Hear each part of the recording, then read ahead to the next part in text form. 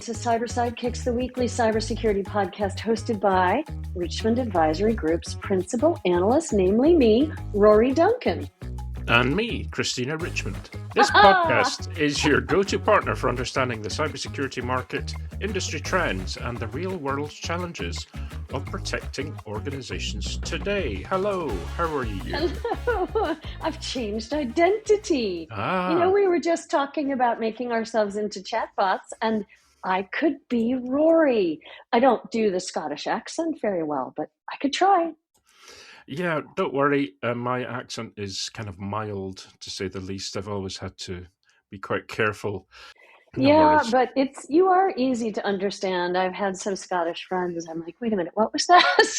Yeah, I think the further west you go, like the Glasgow accent can be very thick and difficult to understand. What's the word for that? Glaswegian? How do they say it? Oh, a Glaswegian, yes. Glaswegian. That's it's what a I Glaswegian. thought. Yeah. I think the Glaswegian. one that tends to completely confuse everybody is the Aberdonian accent. So up that way, it starts to get quite different. So instead of saying, where do you live? You would say Fadjibide. Yeah. Fadjibide, where do you live? And men are loons and women are quines. So quines and loons, women and men. Quines and loons. Loons. Yeah, I lived there for a while in my younger days, and so it is strange. You might think, oh, everybody knows that Glaswegians can be quite difficult to understand sometimes, but Aberdonians can also be very difficult. So there you go. It's all the different accents that we have. We're just educating folks a little bit each week on, Scottish ways, Scottish language. Yeah. So are you doing okay, Rory? I didn't ask. You asked me how I am. I'm quite well, thanks. Fine. But how are you? Good. Well, I've been a bit subpar.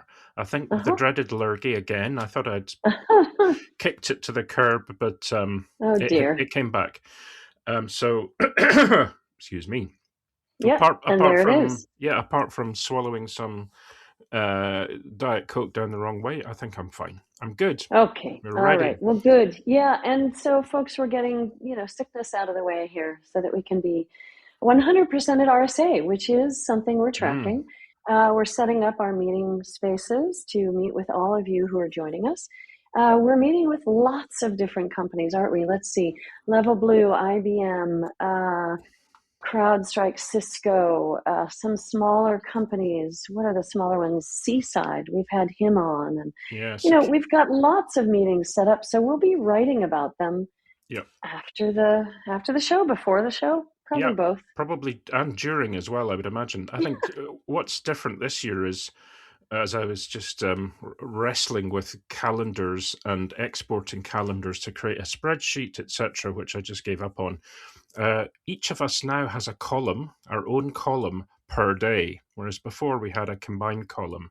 And that's so that we can split ourselves into various parts of the Richmond Advisory Group and cover everything that we need to cover. So some places will be the both of us, other times it will be one or other of us.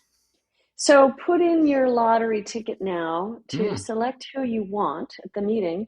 I know you all want Rory. So you'd better, he's very booked, so you'd better put your lottery ticket in today. Well, there's already some trends developing, Christina, which is... Really? Yeah. With the Rory Christina bots? Well, kind of, in as much as from a social perspective, you're definitely in much more demand than I am, which maybe says something. Pish posh. However, I do have some more free time at the breakfasts. So there you go. So there you go. Breakfast with Rory. There you go. I like it. Get on his calendar. I'm very, very up for that. So currently, breakfast on the Monday or the Wednesday. Currently free. All right. Breakfast Monday, Wednesday. Yeah. And did I tell you that I'm dragging you to the Tinker Drinks on Tuesday night, I think it is. Oh. Really? It's quite late. Yeah. I think it starts at like 8:30 or 9. So then we'll head off to Tinker Drinks. Yeah. So you'll get to meet all the Tinkers. Oh, nice. That'll be lovely. It will be lovely. And we're seeing some of the tinkerers. Usually Mm-hmm. there's a Tinker Con on Wednesday or Thursday, and it's an all-day affair. And I can't do it this year. It's where we each present to each other, and couldn't go last year, not going Mm-hmm. this year. Mm-hmm. Yeah, Mm-hmm. but that's okay. All right. So we're talking about, you mentioned doing our RSA calendar and trying to get the calendar off Google right into a spreadsheet, and you queried good old Jippity or somebody, Yeah, something, one of the AI bots. I think it was Gemini, and then I resorted to a couple of others. Yes.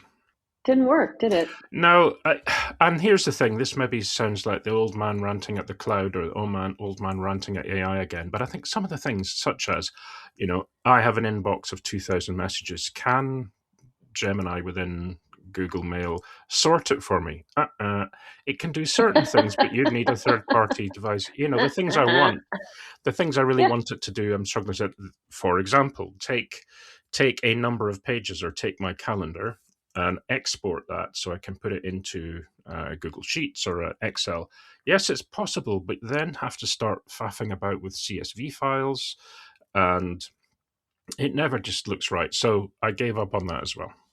Well, and that actually leads us right into one of our news bits, which is Gen AI content spawning a new acronym, right? Yes, exactly. Thank you. So I use it quite a lot if we've got a very long email or something. The TLDR, right, which was Yeah. born on Reddit. Oh my gosh, maybe over 20 years ago now, which is too long didn't read or too long don't read, depending on which way you want to look at it. So there's a new one, which is for AI, which is AIDR. In other words, AI didn't read or AI don't read. And this started to appear in February. And according to the Fount of All Wisdom, which of course is Reddit, it was first used as a comment on what somebody called an AI slop post on the platform. So one Reddit user, exactly, explained it as AIDR is a comment to, quote, inform low-quality posters that we see their dirty AI post, but refuse to read it, exclamation mark. But couldn't it also pertain to all of us who ask AI something, we prompt, and then we don't read the whole thing, or those people who just use the answer exactly as it is without really understanding what has just been written? Couldn't AIDR be that as well? Possibly. Could be. I mean, I think it's one of these things that people don't really like to admit to until, they're found out about it. There's plenty of companies who haven't really checked things and it's backfired on them.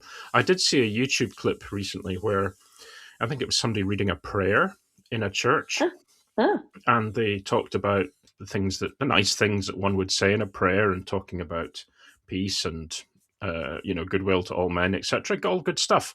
And then the next line, she was just reading it out, and it said, "Here at this point, please repurpose this content and use it to be an appropriate prayer for your congregation," or something like that. And she read read that out, and everybody's like, "Huh?" So, well, that's AIDR. Yeah, AIDR.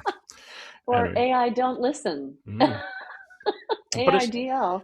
It's not the only new term that we've come to learn about this week, though. Right, it isn't. What's the other new one in our news?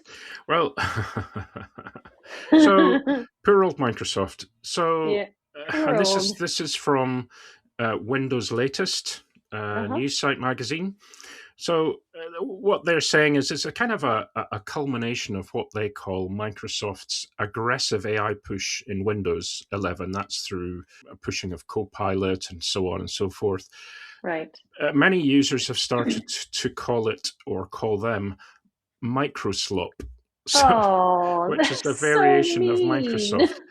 And it's everywhere on social media. It's very difficult to stop because, of course, people quite like the term. So what happened, unfortunately, was that it started to appear quite often on one of their Discord servers. And they noticed, and then they tried to stop it. So Not a good idea. Well, it was being Well, apparently it makes users people noticed mad. exactly that it Yeah. was being actively filtered in the official Microsoft Copilot to Discord servers, using Oh. users posting the phrase received a moderation notice stating that the messages included a phrase considered inappropriate by server rules. Oh, that's silly. And then, according to this source, right, Yes, they started using zeros for of microslop instead of yeah, just the O. yeah, of And then course. what happened?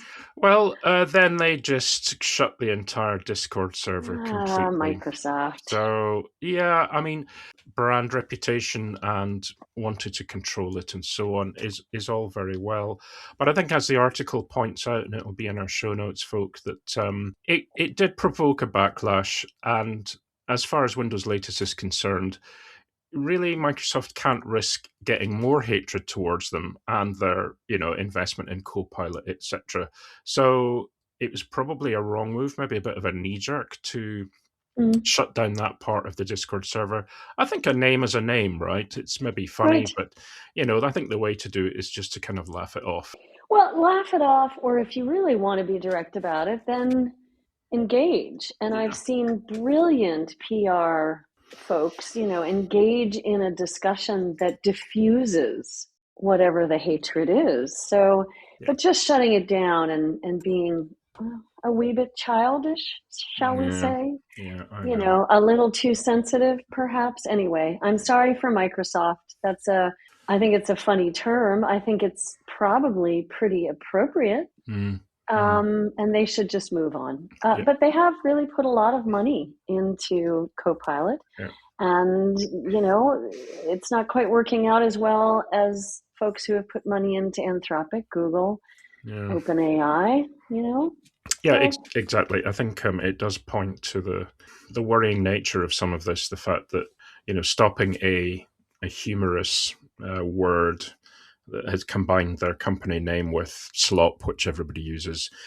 If they're really worried about that, it kind of points to perhaps some deeper issues. I don't know. There is the real danger in highlighting something like that, which is humorous, and taking it seriously. It does point to some deeper issues.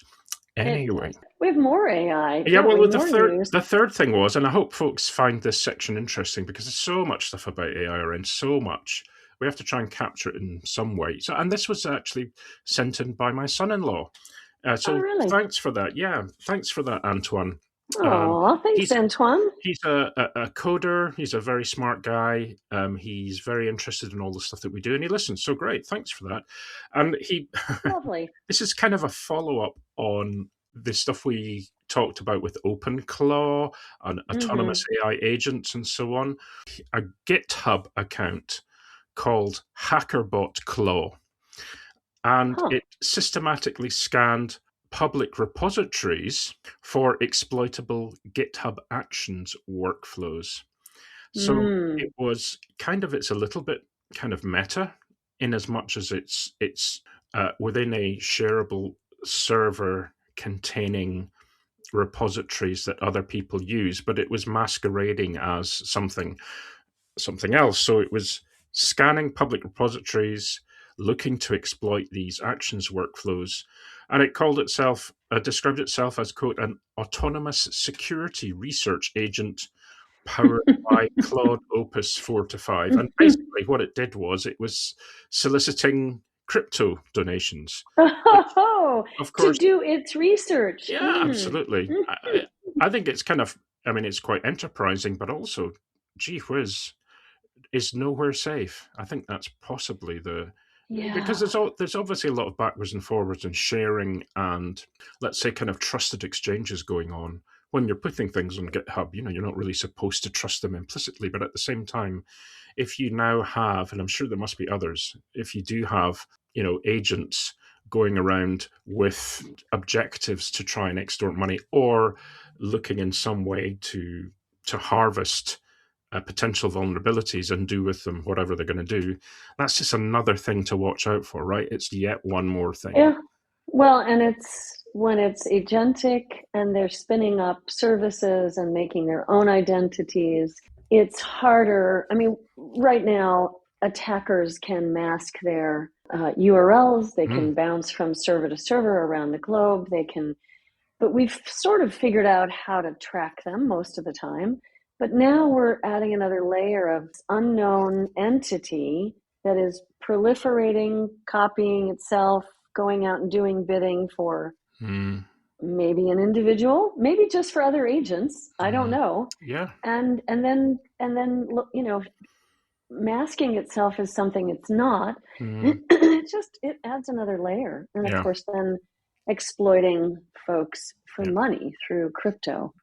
Interesting. And because that's something that's actually happening and actually in the wild, as opposed to the experiments that we've seen, which were not necessarily done in laboratory settings, but were done as tests, where they give a bot or an AI agent the capability to do something. Here, go do this task, and they watch to see what it did. Or do you remember the one that it set up a website and a Shopify account, I think, and realized because it was a robot, it couldn't do the CAPTCHA thing. So it went onto Fiverr and contracted a physical person to set up the shop for them. And then paid them. That's right. And paid them. Very clever, I know right? we're laughing about this, but I mean, what it points to, Rory, is that for folks listening, you have to set up your prompt for your agentic AI very specifically. You have to have a kill switch, meaning you have to be able to tell the agent in the prompt that this is when it's done. When I say done, you're done. And that's in code, obviously. It's not you saying it. And you have to write out the policies and the governance structure, a la, what we've had Rock Lambros on talking about, or many of the different governance startups that are out there that are talking about how you have to be able to monitor and set policy and then be able to kill the agentic tooling. For example, Hannah, a couple of weeks ago from Geordie, she was talking about this. So, I mean, we laugh about it because it's silly and it's funny in a way, but it's not. And really, we must do the things that we need to do before launching agents into the wild.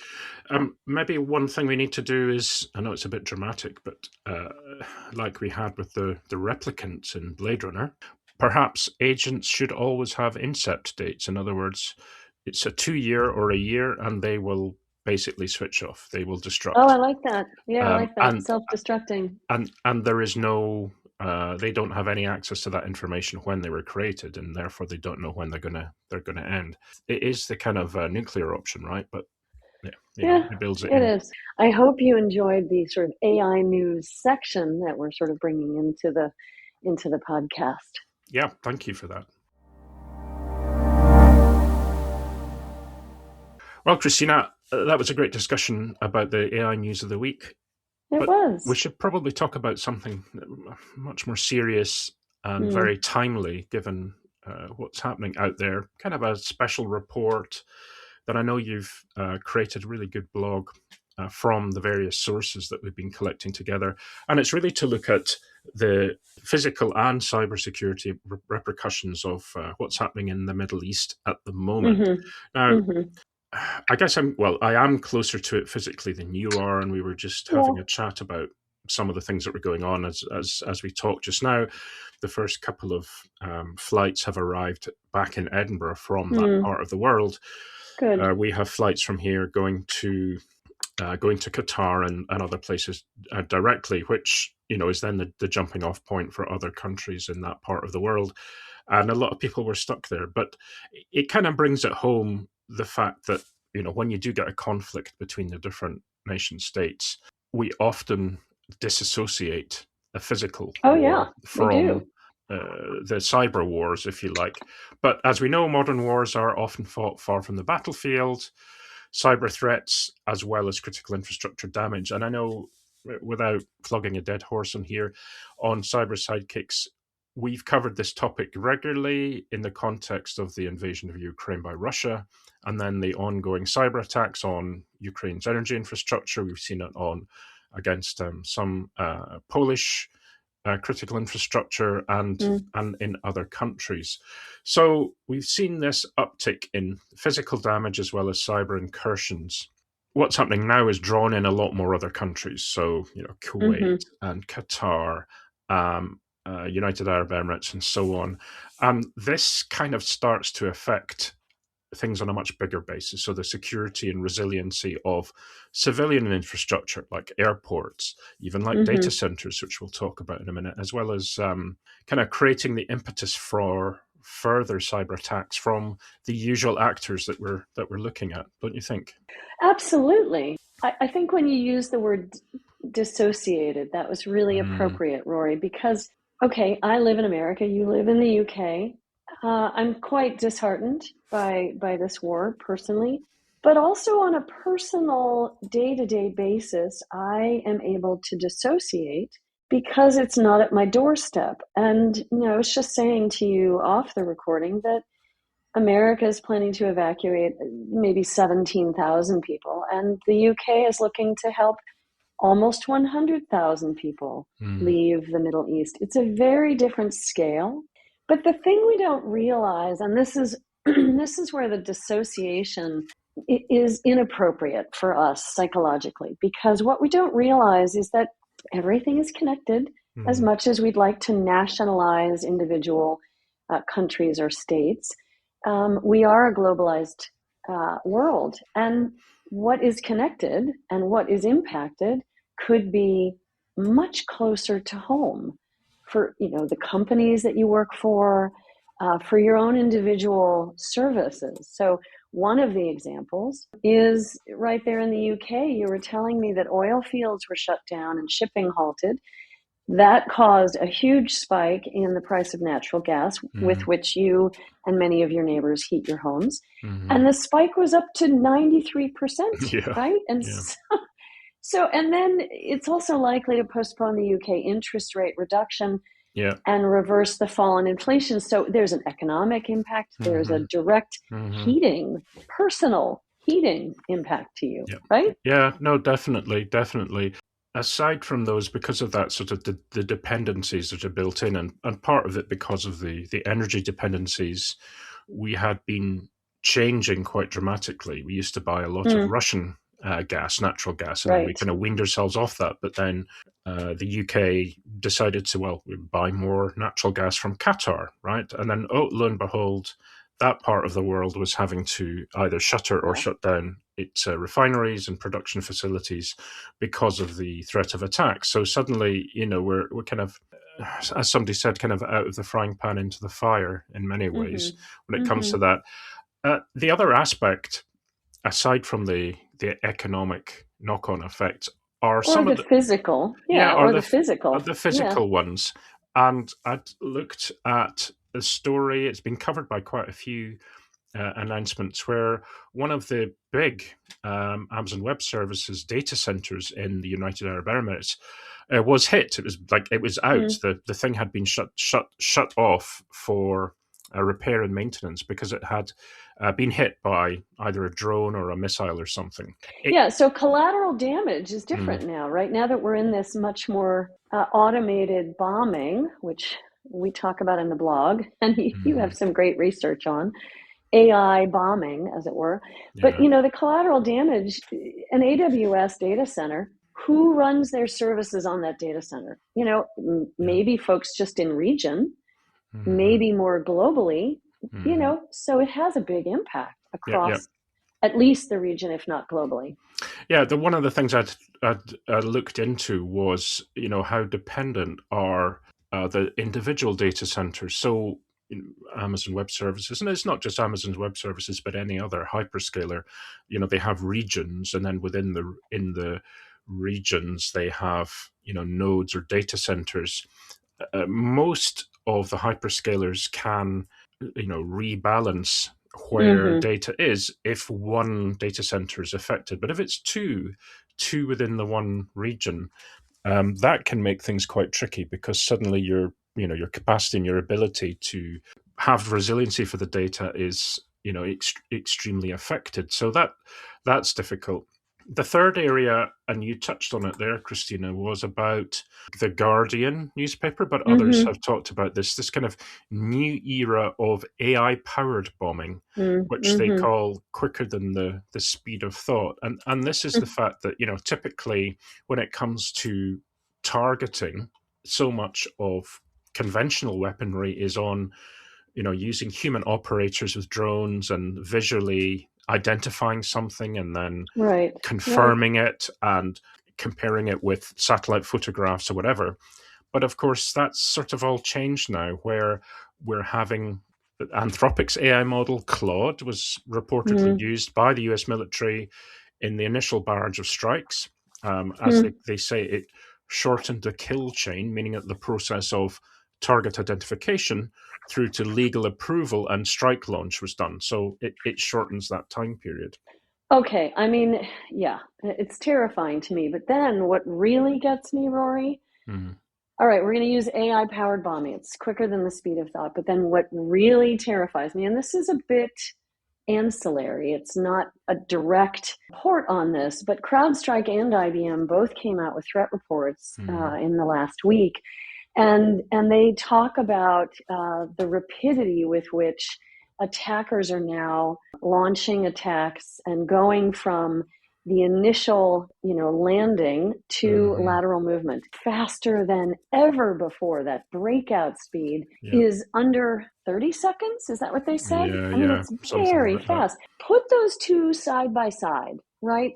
A bomb that is AI powered, quicker than the speed of thought, a cybersecurity attack that is sub 30 seconds. It does not give humans in either the physical space with the AI-powered bombing or the digital space with the cyber crime or hacktivism or whatever the incursion is by whatever actor. It does not give the humans in the loop, if there are any, doesn't give them time to respond, to investigate, to triage. That is where this matters. It's not that the digital war field hasn't existed before now. It's that it is closer and faster. It's not even that it's fully coordinated yet, but it is starting to be, because we are seeing Iranian hacktivists doing DDoS attacks, right? Okay, I just had to get off my soapbox for a second because the hair on my arm is standing up. Yeah, you're right. And it's that rapidity of spinning up an attack. It's the scale of it, the size of it, how quickly it can be, repurposed for whatever reason is quite scary. But on both sides, we already know that Western cybersecurity experts, presumably with the intelligence services as well, have long helped conventional military to either disable, whether it's power or internet or lights, whatever it happens to be, if they want to go in when there's sort of confusion or darkness or lack of communication. But the fact that it's happening on both sides and it's happening at the same time and it's happening at such scale means that it escalates if both are using the same tools, both have the same capabilities, both are targeting each other's critical infrastructure. Then you have this kind of rapid escalation, and that makes it very difficult to maintain that resiliency of civilian infrastructure. You just don't have the time. I was reading about, I think you mentioned CrowdStrike earlier, on the pro-Iranian group side as hacktivist attacks. So there's the usual website defacements, DDoS attacks, various interference. CrowdStrike highlighted this group called Hydrokitten. Great name. Obviously, terrible group. So Hydrokitten targeting the financial sector. They're just looking at that area. They're looking at Western interests and looking at targeting them. But it's one of many. And it's not just those inside a country like Iran that we've known about for a long time. It's also those who are supportive, other than the proxies of Iran outside the country. We often hear about the physical proxies of Iran, so the Houthis or Hezbollah or whatever. But there are fellow hacktivists outside of Iran doing the same thing. So it's many levels, both inside and outside the countries, and that's very difficult to identify. So what does this mean for enterprises from a cybersecurity standpoint, right? It means that they must include in their risk management, even more so than they have in the past, geopolitical events, if you're a very large enterprise, I'm sure you've thought, oh, if something in region where we've got our data center occurs for that region, what is our fail-safe? What is our backup plan? But I think we don't always look at the digital sphere as coordinatedly, if that's a word. We don't coordinate the digital sphere with the physical as closely as we should in our risk management and our GRC. So governance, risk, and compliance, but specifically our risk registry. Yep. I hope folks are going and looking at, their list of risks, their risk registry. They're going back to their core group and saying, okay, with this war, and really we needed to do that right at the outset. So, on day one, what was that, just a few days ago. And you need to review every single aspect to have your backup plan and to see where there are vulnerabilities that can impact you from a cybersecurity perspective as well as from a physical security perspective. Yeah. You're absolutely right. And I think on top of that, we've discussed this before, there's about the kind of executive digital risk layer where if you're a high profile company in a highly targeted industry, and we've seen that financial services we talked about, but also things like hospitality, manufacturing, and so on. We've seen that in 2025 by ransomware specialists, focusing on that area. If you're in those industries, and if you're a senior executive, or you're in the defense industry, or you're supplying parts for the defense industry or the military, you are suddenly now a much more attractive target for hacktivists and others who are trying to defeat the supply chain of the military or defense industry. So again, it's recognizing that and having some kind of a plan in place with a resiliency checklist with if this happens, then that, on the basis of it's significantly more likely that something will happen as a result. Yeah, fascinating. And that's what we were talking about in terms of digital executive protection with NISOS, with Ryan LaSalle.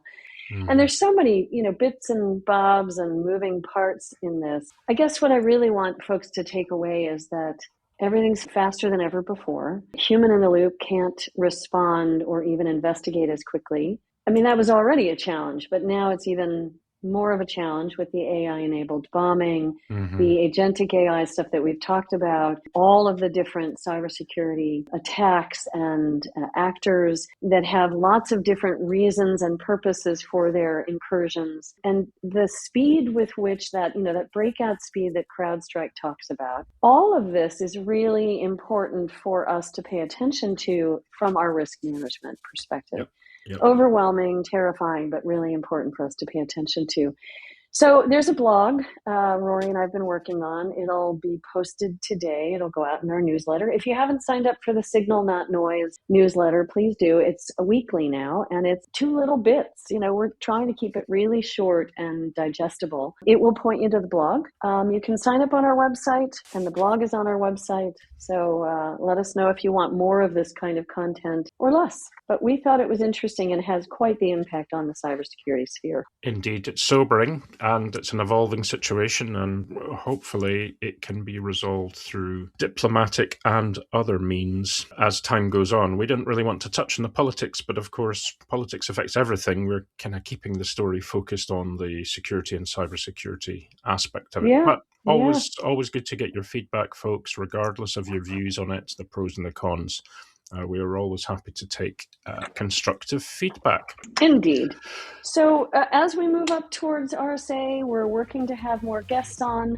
Today was a guest-free episode, but we would hope to have someone next week. I think we have somebody already booked for next week. Who is that? We should probably go look.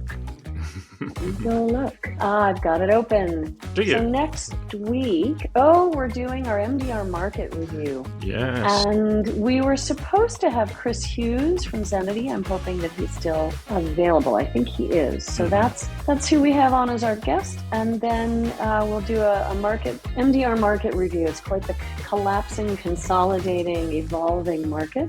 Stay tuned for that. And let us know what you think. I'm at Christina at richmondadvisorygroup.com. And I'm Rory at richmondadvisorygroup.com. Thanks, folks, for listening in. Appreciate you taking the time to do so and hope you can join us again next week. Bye-bye. Bye-bye.